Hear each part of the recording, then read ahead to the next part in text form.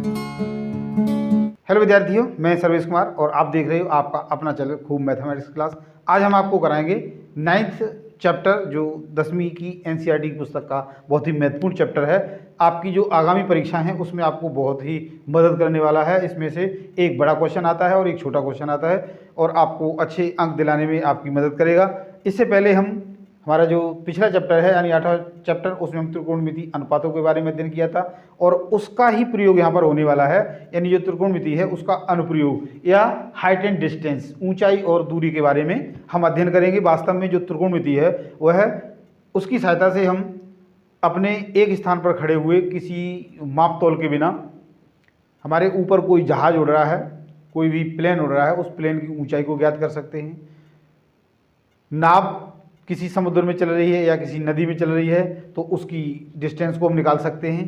तो इनका अनुप्रयोग हमारे जो प्राचीन काल से ही, इसका आविष्कार ही इसके लिए किया गया था कि जो हमारे खगोल शास्त्री हैं उन्होंने अंतरिक्ष में स्थित विभिन्न प्रकार के जो ग्रह हैं उनकी स्थिति को जानने के लिए एक थियोलाइट्स के नाम से उपकरण का निर्माण किया था। आप अपनी किताब में देख सकते हो, जैसे ये किताब है तो इसमें ये आपको दिखाई दे रहा है, थियोलाइट्स का एक उपकरण है। और 1852 ईस्वी में हमारी जो पृथ्वी है उस पृथ्वी पर 160 किलोमीटर से अधिक दूरी पर अलग अलग स्थानों पर जो थियोलाइट्स है उसको रखकर हमारा जो सबसे ऊंचा पर्वत है, एवरेस्ट जो पर्वत चोटी है, उसकी ऊंचाई को ज्ञात किया गया था 1852 में। और 1856 में जॉर्ज एवरेस्ट के नाम पर इस चोटी का नाम एवरेस्ट रख दिया गया। तो आइए अब हम इसमें देखते हैं क्या क्या हमने पढ़ना है। सबसे पहले हम देखते हैं इसका उन्नयन कोण। उन्नयन कोण या एंगल ऑफ एलिवेशन।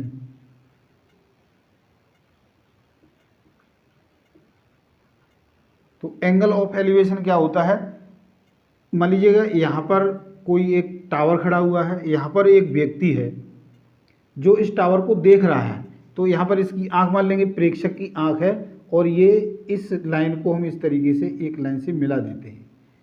तो इसको हम दृष्टि रेखा बोलते हैं, दृष्टि रेखा। इसको हम क्षैतिज मिला देते हैं।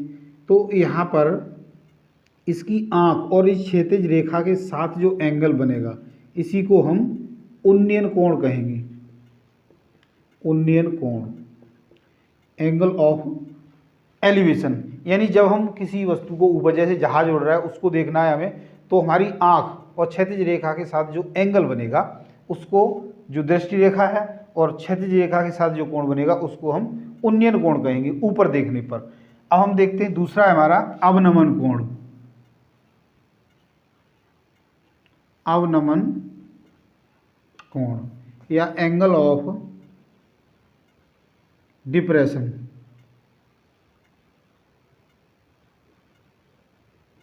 एंगल ऑफ डिप्रेशन यानी मान लीजिएगा यहाँ कोई ब्रिज है और इस ब्रिज पर कोई एक आदमी खड़ा है और इस आदमी की आंख, और यहाँ पर कोई एक नाव आ रही है। इस नाव के साथ हम कोई एक रेखा खींचे जिसको हम क्या कहेंगे? दृष्टि रेखा, लाइन ऑफ साइट। और यहाँ पर एक क्षैतिज रेखा लेंगे और यहाँ पर एक क्षैतिज रेखा लेंगे, वो इस रेखा के समांतर होगी। तो यहाँ पर जो एंगल बनेगा प्रेक्षक की आंख के साथ जो क्षैतिज रेखा है उस, और जो वस्तु है देख रहा है उसके साथ जो दृष्टि रेखा है उसके साथ जो एंगल बनेगा उसी को हम क्या कहेंगे? अवनमन कोण। अवनमन कोण यानी नीचे को जब हम देखते हैं तब जो हमारी आंख पर कोण बनता है वो अवनमन कोण है। यदि मैं ऊपर देख रहा हूँ तब जो कोई कोण बनेगा वो क्या कहलाएगा? उन्नयन कोण कहलाएगा। तो इन्हीं का प्रयोग करके आज हम आपको, एक इंट्रोडक्शन पार्ट है ये, और इस इंट्रोडक्शन पार्ट में हम आपको सिर्फ उदाहरण कराएंगे और इसके बाद जो एक्सरसाइज है उसको हम कराएंगे। तो देखो, पहला हमारा जो एग्जाम्पल है वो है, धरती पर एक मीनार ऊर्ध्वाधर खड़ी है। तो जैसे जैसे प्रश्न कहता है वैसे वैसे हम डायग्राम बना देते हैं। धरती पर एक मीनार है, मान लीजिएगा ये मीनार है।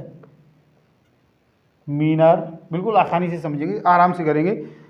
एक मीनार खड़ी है धरती के एक बिंदु से, जो मीनार के पाद बिंदु से 15 मीटर की, यानी पाद बिंदु ये होगा इसका, यहाँ से 15 मीटर की दूरी पर कोई एक बिंदु है।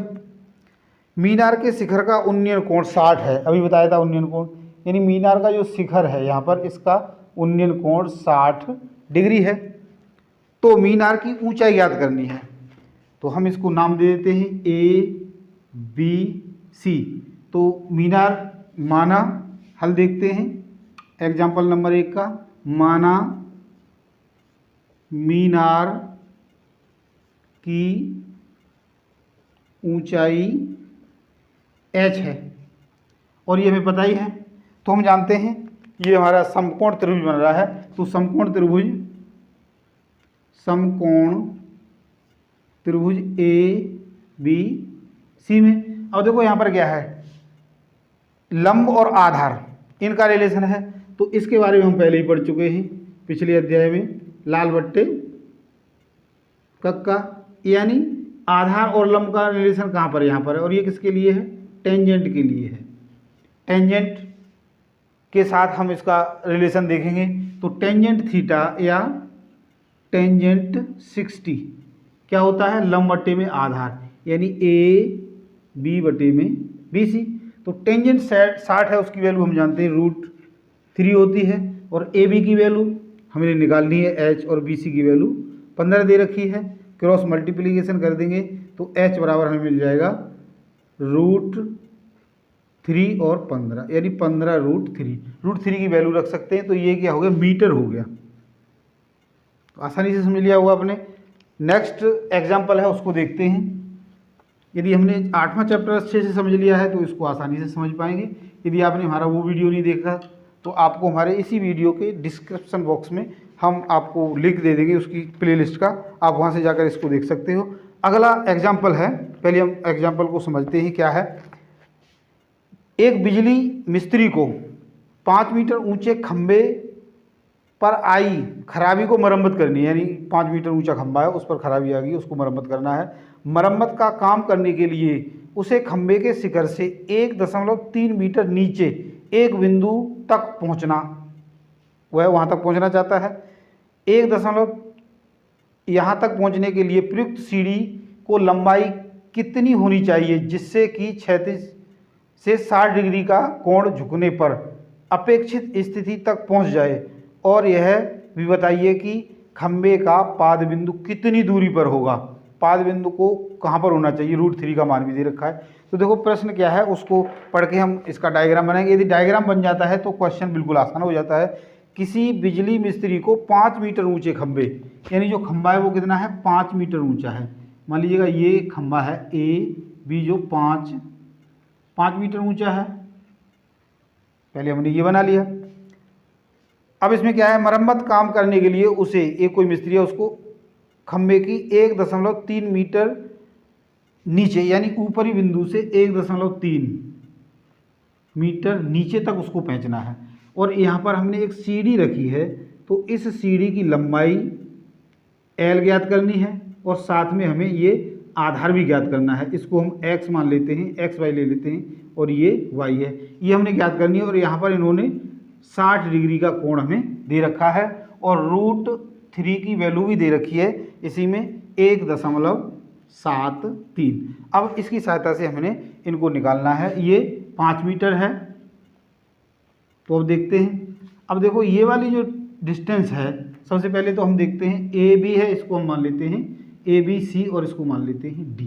तो जो DE है, DB है, हल देखते हैं एग्जाम्पल नंबर 2 का। सबसे पहले DB निकालेंगे, तो DB कितनी हो जाएगी, 5 - 1.3, यानी इस पूरी डिस्टेंस में से इस वाली डिस्टेंस को घटा देंगे तो BD आ जाएगी, और इसी का प्रयोग हमने करना है। तो कितना हो जाएगा, 10 में से 3 गए 7, और यहाँ 4 में से 1 गया 3, यानी 3.7 मीटर की दूरी ये हो गई। अब हमने टेंजेंट, देखो यहाँ पर दोनों चीज़ों का प्रयोग करना है। सबसे पहले यदि हम इसको निकाल रहे हैं तो टेंजेंट समकोण त्रिभुज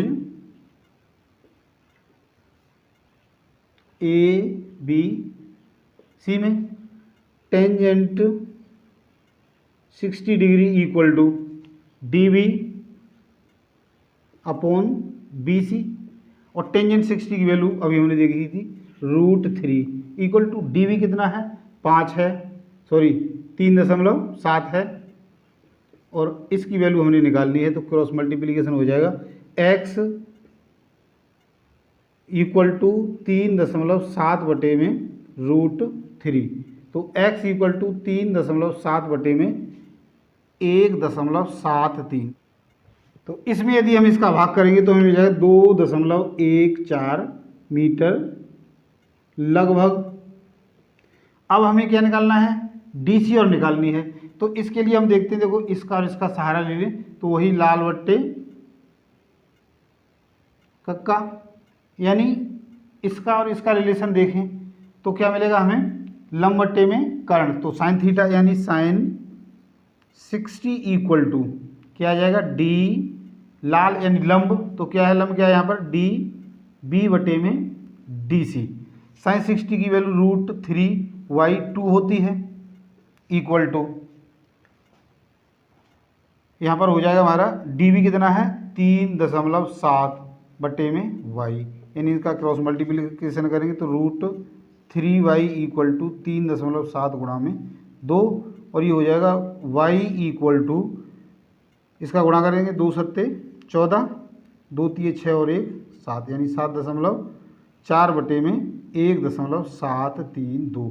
अब इनका भी भाग कर देंगे, ये आप भाग करना जानते हो, तो ये हमें मिल जाएगा, इसकी जो वैल्यू है वो हमें मिल जाएगी 4.28 मीटर सॉरी। तो इस प्रकार से हमने ये भी कर लिया। अब हम तीसरा क्वेश्चन देखते हैं, यानी हमारा जो तीसरा प्रश्न है उसका हल देखते हैं। आशा करते हैं आप आसानी से समझ पा रहे होंगे। तो तीसरा प्रश्न है उसको देखते हैं। देखो यदि हम इसका डायग्राम बना लेते हैं तो प्रश्न बिल्कुल आसान हो जाता है। थर्ड है, 1.5 मीटर लंबा एक प्रेक्षक एक चिमनी से 28.5 मीटर की दूरी पर है, यानी यहाँ पर कोई एक प्रेक्षक है जिसकी हाइट इन्होंने दे दी है 1.5 मीटर का ये प्रेक्षक है। चिमनी से 28.5 मीटर की दूरी पर है, यानी ये कोई चिमनी है और यहाँ से हुआ है 28.5 मीटर की दूरी पर खड़ा है। उसकी आँख से चिमनी के शिखर का उन्नयन कोण, इसकी आँख से जो चिमनी का शिखर है उसका उन्नयन कोण, तो यहाँ पर ये लेना पड़ेगा हमें। उन्नयन कोण है वो कितना है, 45 डिग्री का है। तो चिमनी की ऊंचाई ज्ञात करिए, तो हमने चिमनी की ऊंचाई ये ज्ञात करनी है। अब ये वाली डिस्टेंस है वो 28.5 होगी। अब यहाँ से हम ए बी ले लेते हैं और ये सी ले लेते हैं। तो माना चिमनी की ऊंचाई बराबर h है, जो कि हम लेंगे ए बी सी और डी। सी तो हमने यहाँ ले लिया, ए बी ई ले लेते हैं। यहाँ पर ए बी ये h है और क्या है ये ए ई है। तो समकोण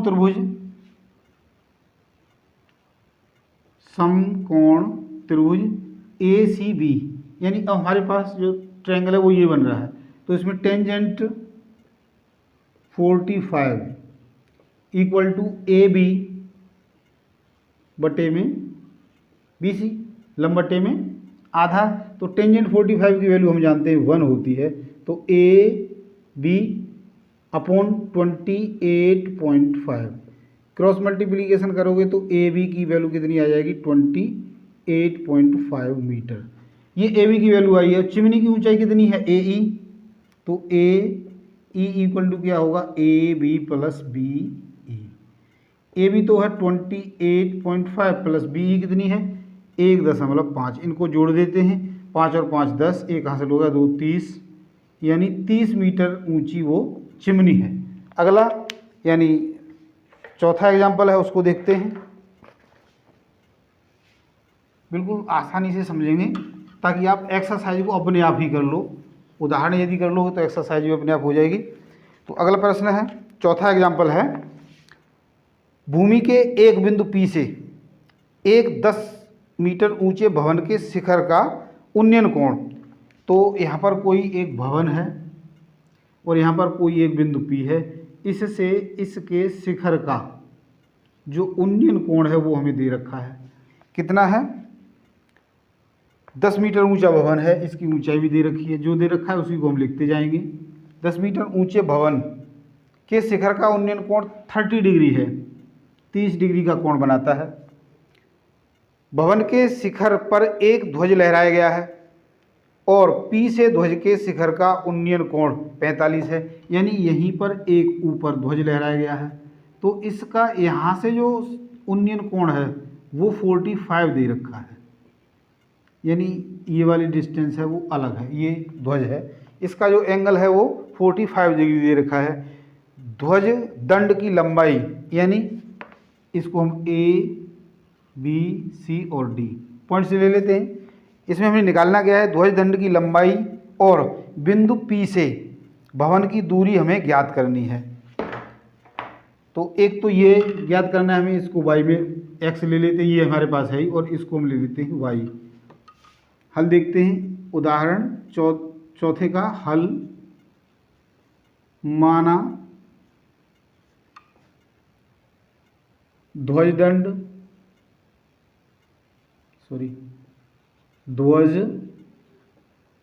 दंड की लंबाई बराबर x और DC यानी जो दूरी है वो y है। तो समकोण त्रिभुज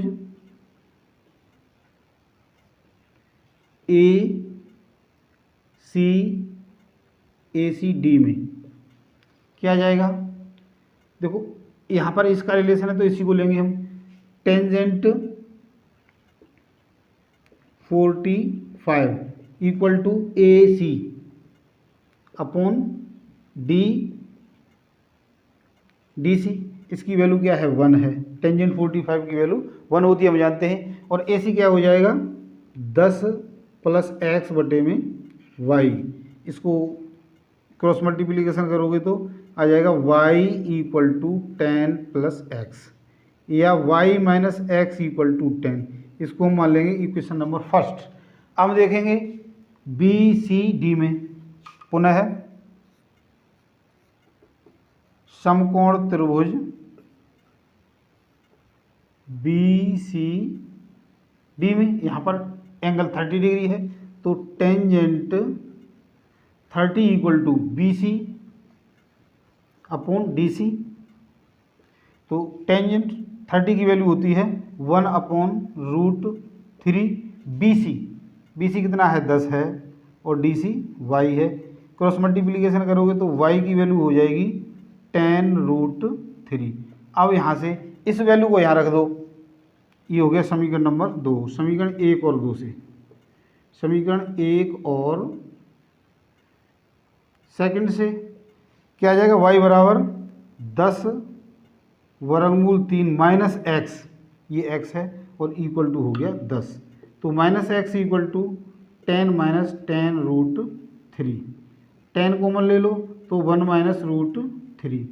अब यहाँ पर यही वैल्यू हम रख देंगे जो हमारे, तो ये वैल्यू हमें प्राप्त होगी। ये है माइनस एक्स, तो यदि हम इसको प्लस एक्स करेंगे तो ये हो जाएगा 10 और √3 माइनस 1। तो 10 इंटू √3 की वैल्यू 1.732 माइनस 1, तो ये हो जाएगा, इसमें से इसको घटाएंगे तो 10 गुणा में 732 पॉइंट, तो ये 7.32 मीटर हो जाएगा। यहाँ पर वैल्यू रख देंगे तो ये 1 दशमलव इधर हट जाएगा, यानी 17.32 मीटर इसकी डिस्टेंस हो जाएगी। तो अब हम अगला देखते हैं, अगला जो पार्ट है उसको सॉल्व करते हैं। 5वां, ये भी आप आसानी से समझ गए होंगे।